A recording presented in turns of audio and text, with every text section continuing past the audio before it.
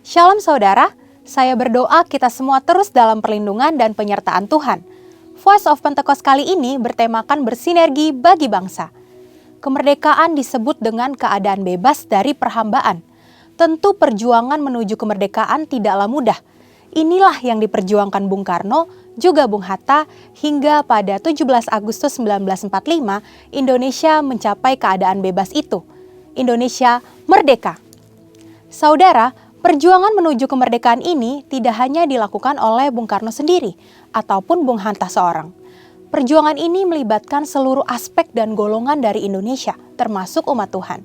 Sebut saja beberapa nama seperti Martha Christina Tiahahu, Agustinus Adi Sucipto, Walter Mongisidi, Slamet Riyadi, Laksamana John Lee, dan masih banyak yang lain. Ini membuktikan bahwa umat Tuhan tidak berleha-leha, melainkan ikut berjuang dalam merebut dan mempertahankan kemerdekaan. Lalu, bagaimana dengan kita? Peran apa yang mampu kita tempuh demi mengisi kemerdekaan saat ini? Salah satu jawaban atas pertanyaan tersebut adalah bersinergi dengan pemerintah. Sinergi berasal dari bahasa Yunani, sinergos, yang berarti rekan sekerja. Sinergi adalah suatu bentuk dari sebuah proses atau interaksi yang menghasilkan suatu keseimbangan yang harmonis, sehingga bisa menghasilkan sesuatu yang optimal. Ada 4 hal yang perlu kita perhatikan dalam hal bersinergi dengan pemerintah. Yang pertama, tak dapat terhitung berapa banyaknya narasi yang diciptakan oleh oknum dalam berbagai media dan platform yang berusaha menimbulkan ketidakpercayaan masyarakat terhadap pemerintah. Hoaks-hoaks bermunculan dan banyak masyarakat yang memakan mentah-mentah sehingga menjadi hambatan besar bagi pemerintah untuk bergerak. Belum lagi sikap tidak bertanggung jawab dengan melakukan korupsi yang jelas sekali merugikan masyarakat dan menghambat program pemerintah. Saudara, kita sebagai orang percaya tidak boleh seperti itu, tapi justru harus mampu bersinergi dengan pemerintah, sebab mereka adalah hamba Allah untuk kebaikan kita, dan mereka menginginkan kesejahteraan atas kita.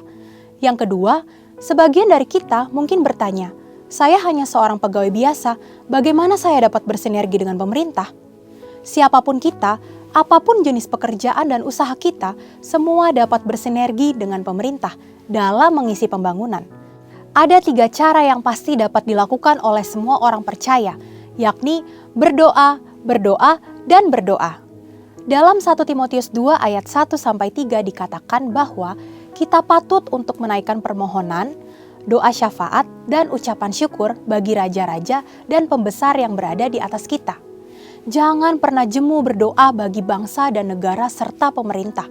Justru di masa pasca pandemi seperti saat inilah kita mendukung dan mendoakan pemerintah dalam memulihkan, menumbuhkan, dan memperkuat ekonomi di negeri kita. Kita sudah lihat dan rasakan Indonesia menjadi salah satu negara kuat secara ekonomi di dunia saat ini. Kita percaya bahwa setiap doa-doa kita bagi bangsa, negara, dan pemerintah yang kita sampaikan kepada Bapa di sorga tidak akan pernah sia-sia. Yang ketiga, dalam Matius 22 ayat 21, kita mendapati sebuah ajaran Tuhan Yesus yang sangat menarik tentang kewajiban kita terhadap pemerintah.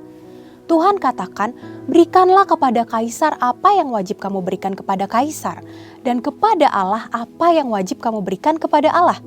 Tuhan mengajarkan bahwa kita tidak patut bagi umat Tuhan yang taat kepada Tuhan untuk tidak menolong pemerintah. Pemerintah dalam membangun bangsa dan mewujudkan kesejahteraan rakyatnya tentu membutuhkan modal pembangunan dan salah satu sumber pendapatan yang besar adalah pembayaran pajak. Maka dari itu, dengan membayar pajak, kita sedang bersinergi dengan pemerintah. Dan yang terakhir, selain dari pendapatan pajak, modal pembangunan juga diperoleh pemerintah dari investasi. Pemerintah sedang mendorong warga negara Indonesia untuk melakukan investasi. Itu sebabnya sekarang ini kita menemukan banyak sekali aplikasi yang memudahkan masyarakat untuk melakukan investasi, bahkan dengan modal awal yang sangat kecil dan dapat dijangkau oleh semua kalangan. Melalui investasi, kita turut serta membiayai pembangunan di sektor infrastruktur dan industri lainnya. Demikian, investasi dapat dilakukan dengan sederhana, namun memiliki dampak yang sangat luas.